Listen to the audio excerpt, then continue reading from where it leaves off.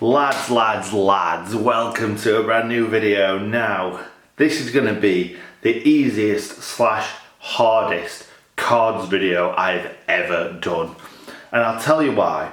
The reason why it's going to be so easy is because we've all seen Liverpool play so many times in the Premier League, in the Champions League, in lots of different cups. They play a lot of games a season because they are in kind of cup competitions a lot. And obviously they're one of the best teams in the country, so they're on Sky a whole lot as well. So we've seen how Mane works, we've seen how Salah works, we've seen how Firmino works, seen how all their best players work. But how do you stop them? Not many people know how to stop them. And in this video, I'm going to try and help us stop them. Yeah, me. So first of all, this is the team that started again. No, it's not. I'm lying. This is not the team that started. This is the team that started in the... Wait, was it? No, it wasn't. Oh my God. Sorry guys, I'm all over the place. This was the team that started in the last home game against Southampton. This is the team that started against Everton. So this is pretty much the side I think he's going to play again, if I'm honest. I wanted him to kind of switch it up after the Southampton game because I thought we didn't have that cutting edge against Southampton. And to be fair, we didn't really against Everton either. We were really poor. We got lucky with a bit of poor goalkeeping, and obviously we hit them kind of on the break for the second one. So that's how we beat Everton. We were apparently really poor. We couldn't hold on to the ball. We just defended very, very well.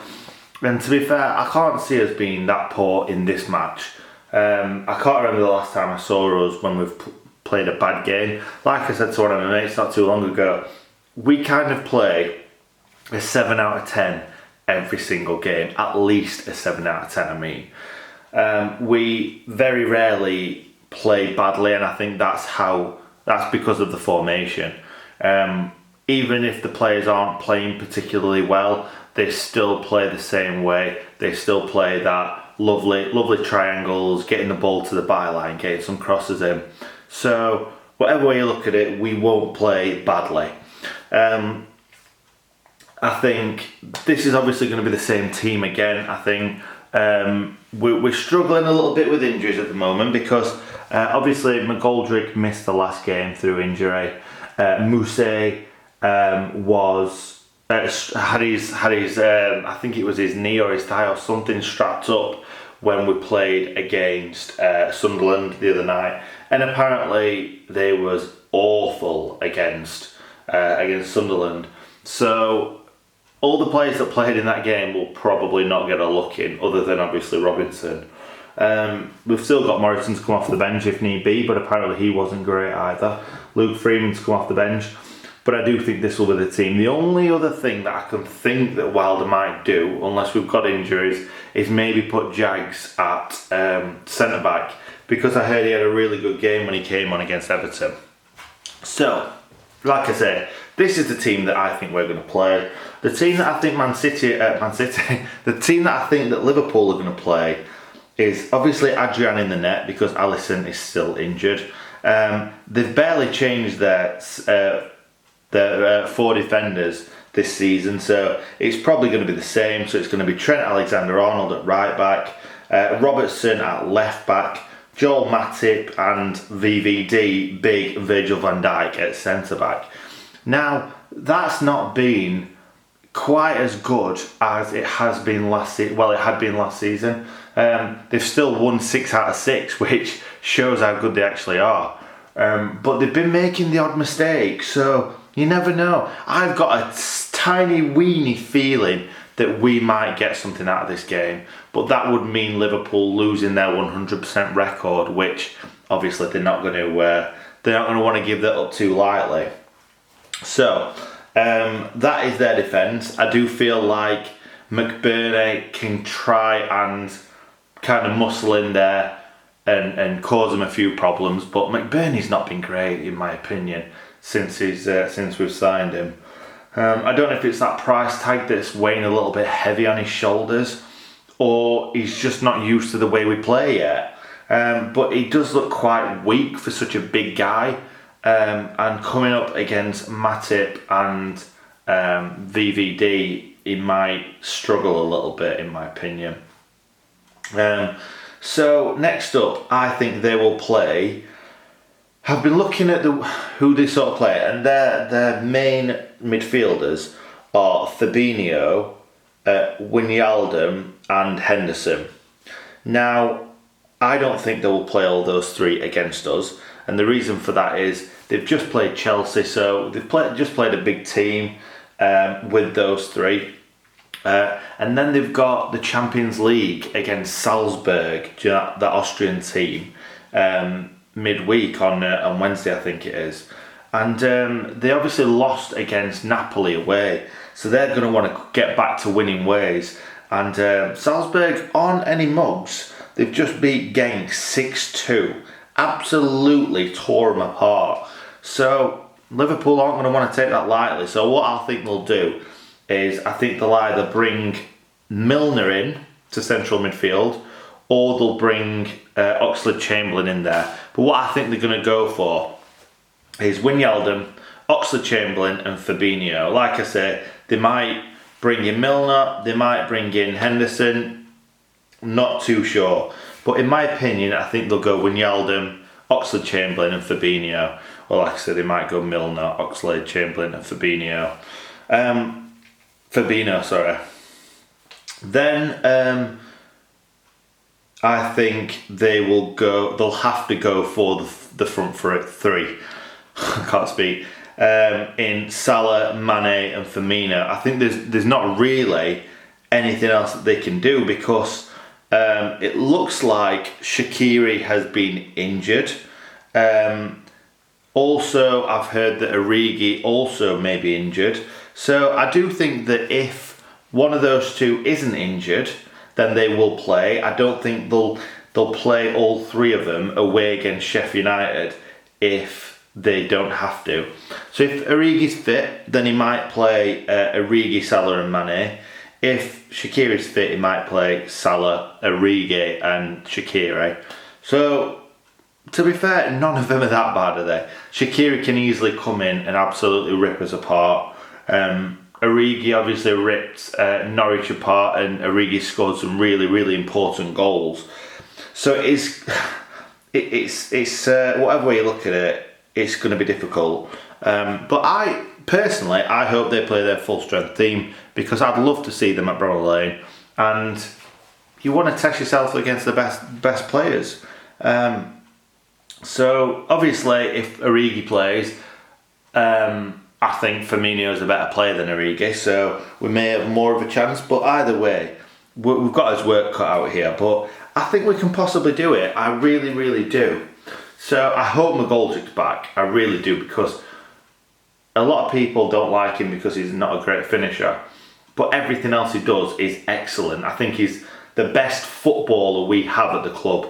And no matter how much stick he gets, he's so good and so important to link that play up. So right, what are we going to do? In my opinion, the way to beat Liverpool is this. Literally this. Maybe even that. And this is not a piss take. Honestly, guys, this is not a piss take. I think these three will obviously, when we're attacking, they will get out. Norwood maybe sitting slightly deeper, maybe kind of like this. And obviously when we get going, Baldock will come forward and Stevens will come forward, but I don't think these three are going to move. I really don't, unless they're not playing too well and we're having a lot more of the ball. Then Basham may come out and try and help a little bit. But in this game, where Liverpool get most of their goals from is on the break, and I don't want to see Basham and Baldock right up here crossing the ball and playing a 1-2, because all it takes is one long ball through to Mane and we're stuffed. We're absolutely stuffed. So what I want to see is this. all game. I want to see this. Norwood sitting in there as well, and these two, hopefully, being able to kind of make something and try and create a few chances. Robinson, I want him to come in here, pick the ball up and try and link up with McBurney. But this has got to be a tight unit. If you're going to stop these sorts of players, it's got to be tight, and it's going to be difficult. It's going to be really difficult. I do think that they will try the best to rest as many players as they possibly can. But whatever way you look at it, we are coming up against a very, very strong team. A very well rehearsed team. And those three are so dangerous. So yeah, like I say, just to reiterate it, I want McBurney to try and make a nuisance of himself. Well, he's not been doing it recently, has he? But I want him to do that. I want Robinson to try and link up the play, either Robinson or McGoldrick if he's fit. Fleck and Lundstram need to be trying to break things up, and Norwood needs to be there to be sweeping in front of them, in my opinion. That's what I want us to do. Fleck and Lundstram battling all game long. Lundstram picking it up, spraying balls out to Baldock when we're on the attack, spraying balls out to Enda Stevens. But you two, Jack and Bash, you can't move. Guys, you are not moving for this game. That's what I'd be saying to him. So that's how I would play it. Obviously, we have got the main man, Mousse, to come on and absolutely rip things up. He's been so important to us for the away games, in my opinion, and I think he could possibly get something out of this game, because the thing is with Mousse, he looks like one of them players that when you're really, really struggling and they're pushing you as far back as you can go, he's one of them that you can kind of keep up there and then just play that long ball up to him, or play that ball down the wing for him to run onto. And let's be honest, Van Dijk and Matip aren't the quickest of guys. They're not the slowest of guys, but they're not kind of. I would feel more comfortable Mousse kind of attacking them than say Joe Gomez. Saying that, Joe Gomez may play in this game, but that would be something different because Joe Gomez could get bullied. So let's see what happens, guys. I do hope that Mousse gets a run at some point. I hope we're in the game long enough for Mousse to get a run on and try and get a goal for us. You never know. He might bring on Ravel and Luke Freeman just to kind of mix things up. And like I say, he might also start Jags, you never know. So that's about it, guys. I've not said anything about Hendo. Hendo, you're going to have about 50 shots at your mate. Make sure you pull every save off. And that's about it. So anyway, guys, there's going to be no Billy Sharp, obviously. We know that already. David McGoldrick could also be out. And Lys Mousse did have some strapping. So this is what I think we're going to play. And that's the only way of beating Liverpool. Sit as deep as possible. Deep, deep, deep. Not give them any room whatsoever. Just sit. Just let them have shots from distance. Don't let them in behind, because they're gonna kill you. And that's what they've done to pretty much every team. I think they're actually better away from home than they are at home, Liverpool. There's not many teams you can say that about, but they break on teams so quickly. Got great passes in the side, like your Wijnaldums, your Fabinhos, your Jordan Hendersons, and they can find that ball over the top when you've got half your team up the field. And then Mane and Salah just to sprint onto it and create goals. They don't miss chances either, do they? This team does not miss chances. Mane's finishing is just out of this world. It's like Salah's from the other season when he scored so many goals. Mane is on fire.